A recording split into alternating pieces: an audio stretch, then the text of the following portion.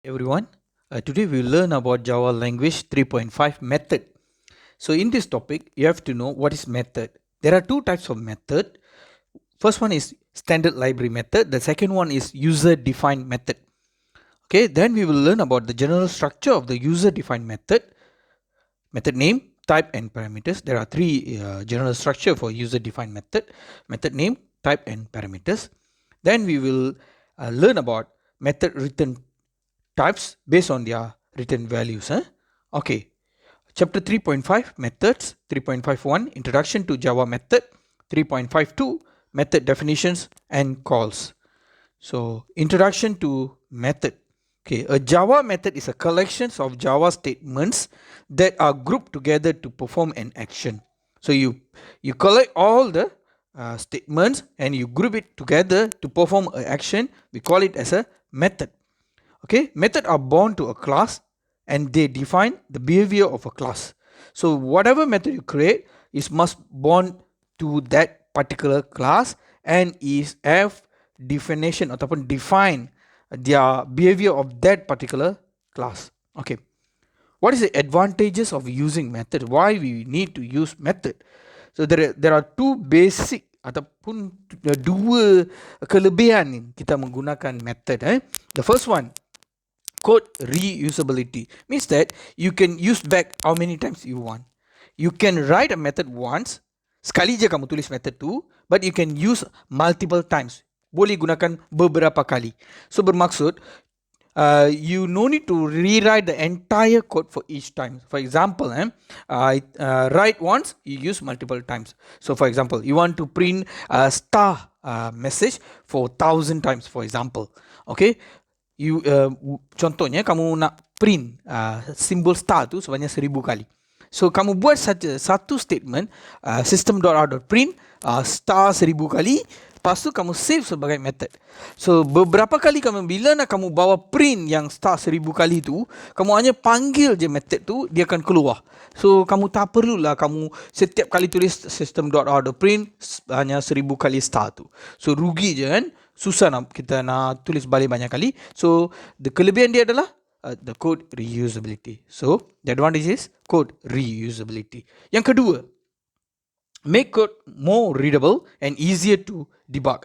For example, get salary information, the method name is so readable, so we can know that this method will doing the thing, actually reading the lines of that code to make this method. Means that, okay, contohnya get salary information, nama method tu whatever apa yang kita nak buat tu semua kita buat dalam method. Bila panggil je nama method ke dalam body dia, badan coding tu, kita tahu okay, yang ni bila saya panggil je method ni, dia akan buat get salary information. Okay, there are two types of method. Sangat penting, dua jenis method.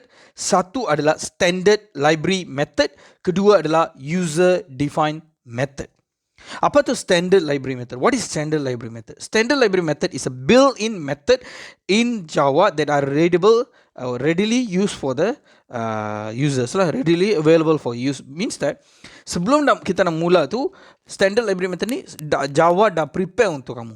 Dia sudah ada, kamu guna saja. Kamu tak perlu create, kamu guna saja. Contohnya print.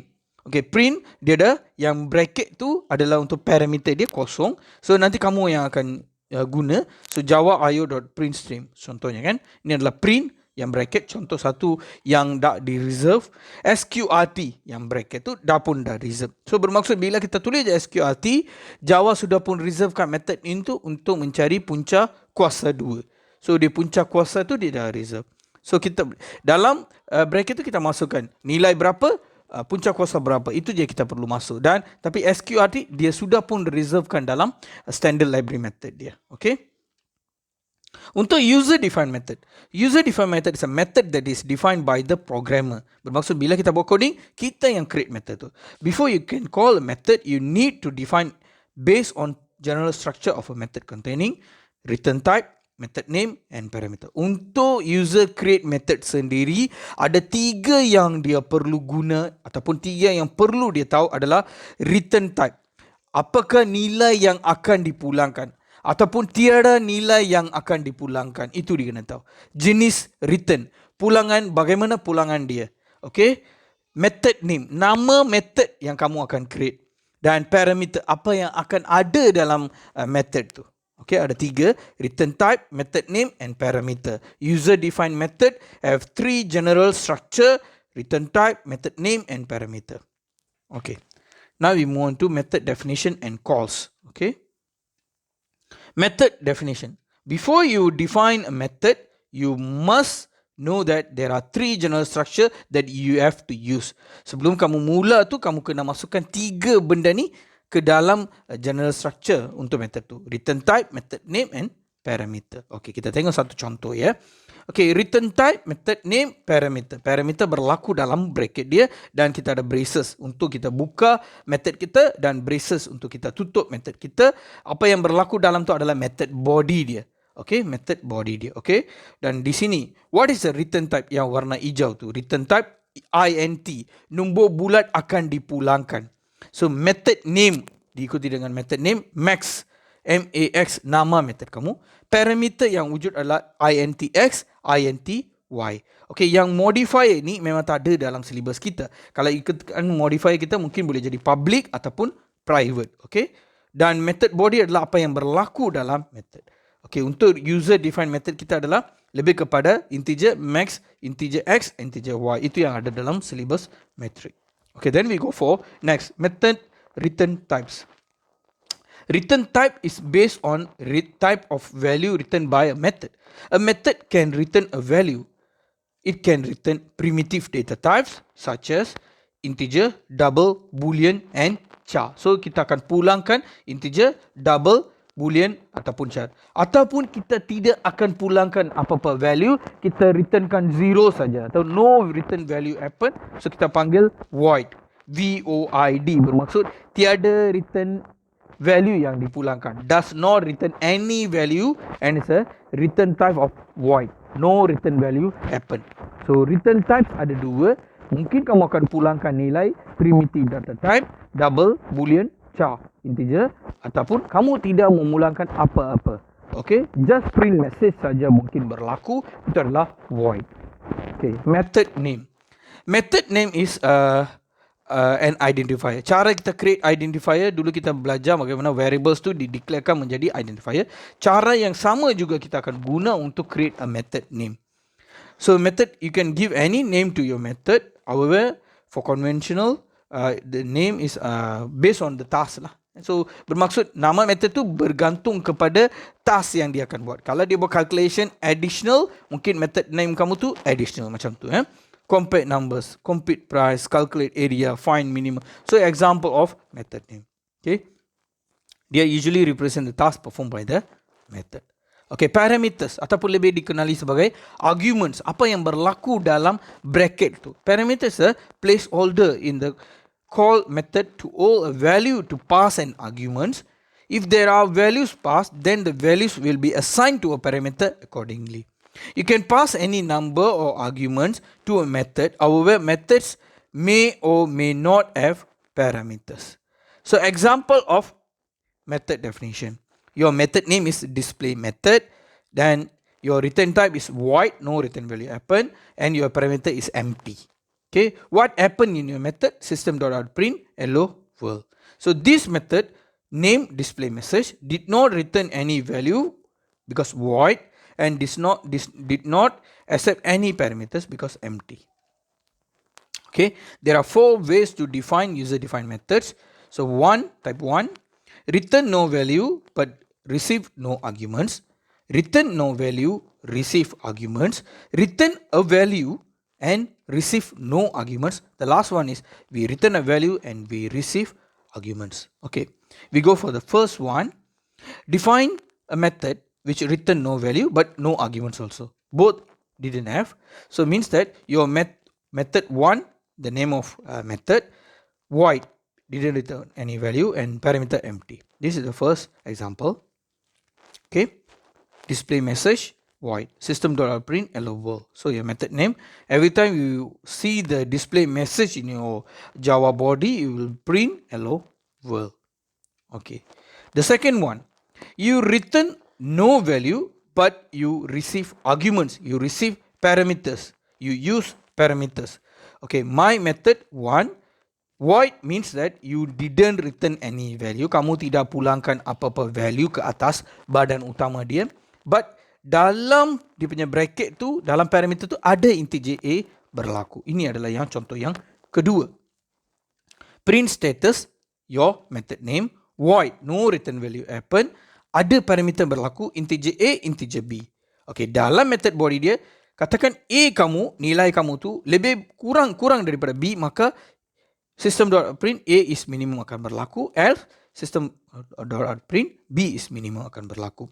Okay, dalam method ini, method name is print status, did not return any values, void, except two integers, integer parameter, integer A and integer B. Okay, the third one, return value but no arguments, no parameters. Integer method 1, parameter empty. So integer means that bukan void, integer bermaksud nombor integer akan dipulangkan. Okay.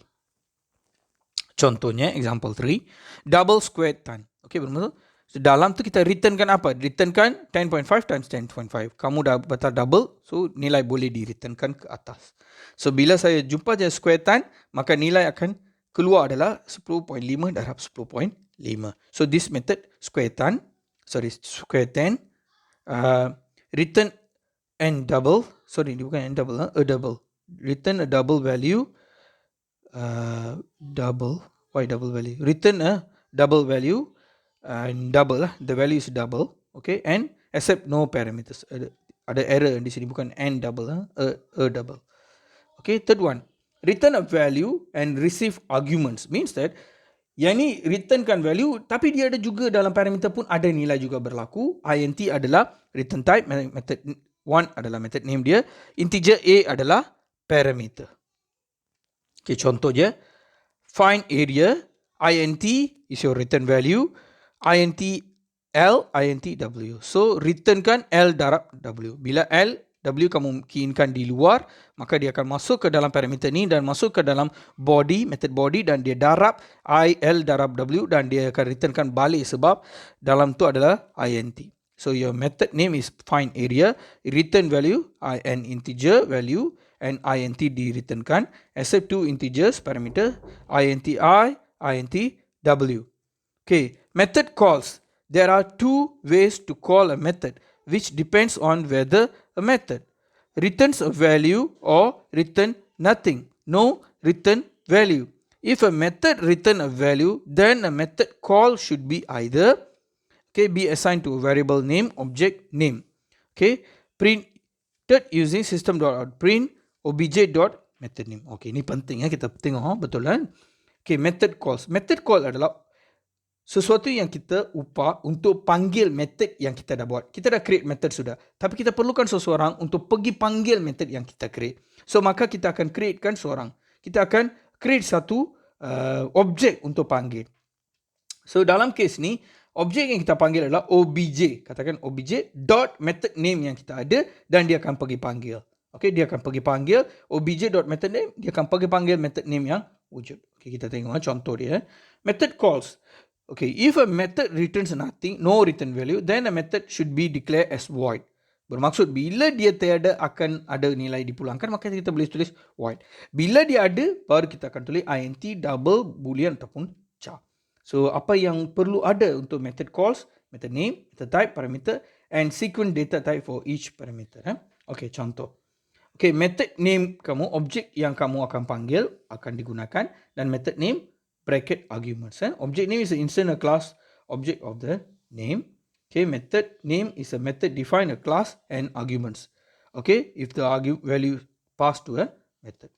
Okay, ada 4 cara untuk kita panggil method. Sebab 4 cara kita buat method, maka 4 cara digunakan untuk panggil method. Calling a method with no arguments, macam tadi. Void method, no arguments. Void method with arguments. Method with return value and no arguments. Method with return value and arguments. Sama je lah macam tadi. Untuk panggil tu kita bergantung kepada method yang kita create. Okay.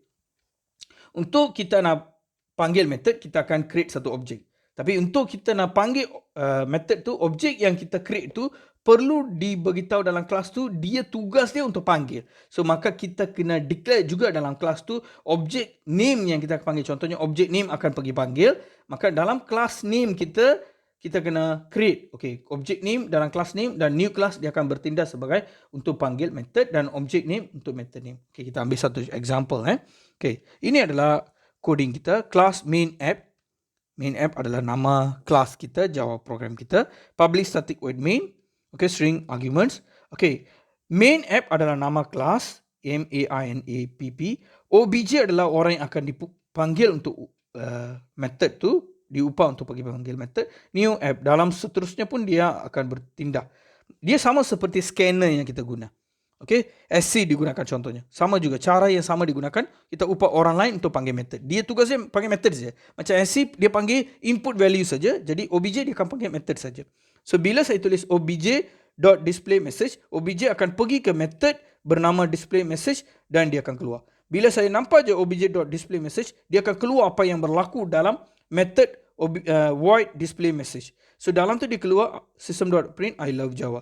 So berapa kali saya nampak obj displayMessage, berapa kali itulah I love Java akan keluar dalam screen.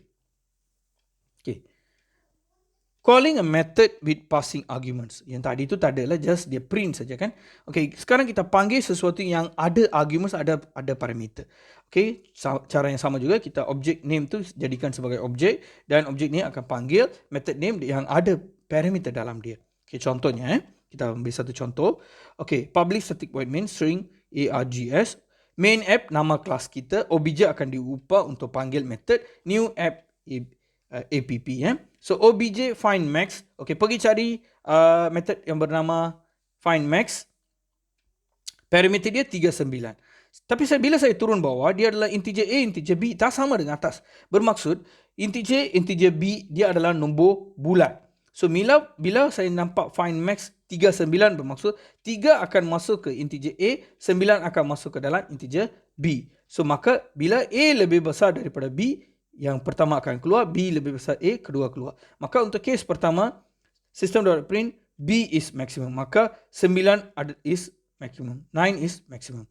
Untuk obj find max yang kedua, 16, 8, maka 16 akan masuk A, 8 akan masuk B, maka 16 lebih besar daripada 8, maka system.print A is maximum. Bermaksud 16 adalah maximum.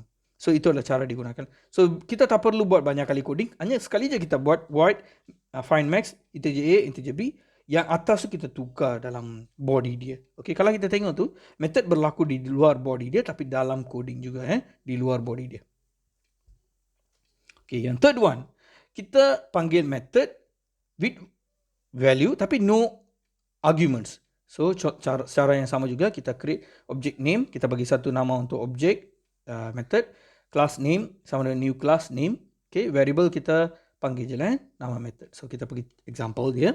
Okay, class main app, public static void main, kita macam biasa kita tulis obj main app. Maka obj akan bertindak sebagai orang yang akan diupah untuk panggil dalam main app, class main app, dan seterusnya. Obj.findMax, parameter dia kosong, dia terus akan masuk ke dalam findMax yang parameter kosong. Okay, memang parameter kosong, findMax. Apa yang berlaku? Return 5 times 5, 25. Maka dia pulangkan ke atas. Bila dia pulangkan ke atas, obj findMax akan menjadi jawapan 25 akan keluar di screen. Okay, the third one, you call a method with argument and with parameters. Okay, cara yang sama juga kita guna, tapi kita berbeza sedikit di mana dia akan ada nilai parameter dan dia juga akan returnkan value. Okay, kita masukkan main app, double area. Area akan menjadi orang yang diupah untuk, area adalah nama yang kita nak dapatkan output. Area sama dengan obj adalah orang yang akan diupah. Calc area circle adalah nama method. Nilai yang ada dalam tu adalah 7. Maka kita cari dalam double. Okay, double. Calc area circle. Okay, betul. Integer yang akan masuk parameter adalah 7. 7 akan masuk integer R. 7 dah masuk dalam R. So dalam tu 3.142, 7 darab 7. Maka dia akan dapat dalam bentuk perpuluhan sebab kelas method ini adalah double. So dia akan returnkan ke atas double dan dia akan terus ke atas. Bila dia terus ke atas, dia akan double area sama dengan nilai yang dia dapat dalam ni. So maka double area membawa nilai tersebut dan seterusnya kita print area yang kita dapat. Okay, dia masuk ke bawah dan dia naik atas. Saya ulang balik ya. Okay, obj adalah objek yang diupah untuk panggil method. Calc area circle adalah nama method kita. Okay. Calc area adalah nama method kita. Maka 7 adalah nilai yang akan masuk ke dalam integer R. Bila 7 dah masuk dalam R, 3.142 darab 7 darab 7. Maka nilai kita sudah dapat, returnkan ke atas. Maka nilai ini akan returnkan ke atas, dia akan masuk ke tempat double area equal, tempat situlah nilai ini akan masuk. Maka seterusnya kita system.print, area ini kita akan print. Sebab print tidak berlaku dalam method, print berlaku dalam body. Okay, so maka kita dah belajar 4 jenis. So first one, void method system.print. Okay, hello world, method call mungkin yang kita guna adalah obj.method1. So obj akan pergi panggil. Yang kedua adalah my method 2. So string name, contohnya hello my name. So bila kita masuk je contohnya obj my method 2 Maziana, Maziana akan masuk ke dalam string name sebab iaitu adalah parameter string name. So Maziana akan masuk sini juga dan system.print hello Maziana akan keluar di screen. Okay, yang ketiga integer my method 3 bracket parameter dia kosong, return 10 darab 10. Tapi bila kita panggil ke method call dia, okay, method call dia obj.my method, nilai yang akan ada adalah tmp. Okay, maka method definition dah berlaku 10 darab 10, maka 10 darab 10 akan dipulangkan dan 10 darab 10 akan menjadi tmp dan 100 tu akan di print out keluar. Okay, yang keempat adalah integer x, x darab x, maka 10 adalah nilai yang akan dimasukkan dalam integer x, 10 akan masuk di 10 darab 10 100 dan 100 akan keluar dan system.print 100 akan print sebagai jawapan. Okay, ini adalah satu coding yang full. Kita tengok So bila kamu buat coding ni, so method berlaku di luar body dia. Kalau kita tengok void show welcome sebelah kanan tu yang 202, page 202 tu kita nampak. Page 102 adalah main body dia. So bila kita tengok main body dia, string name sc.next, number next integer, nilai kamu akan masuk. Lepas tu bila kamu dah masuk nilai, show welcome. Obj show welcome, kita masuk dia, apa yang berlaku? Print feature of world. Okay, feature of world akan keluar di tempat obj show welcome. Kedua dia kata obj say I name. So ni dia akan pergi cari say I. Name adalah nilai yang akan masuk. Name tu kita dapat di atas sebagai string. So nilai tu automatic akan masuk string name. Nilai contohnya saya masukkan Ahmad. Ahmad akan masuk dalam say I name Ahmad. Sebab string name saya keyinkan Ahmad. Ahmad akan masuk dalam name. So bila kita tengok void say I, string Ahmad akan masuk. System.print line. So print line berlaku sudah di sini. Hello Ahmad. So hello Ahmad akan keluar di screen di obj say I name.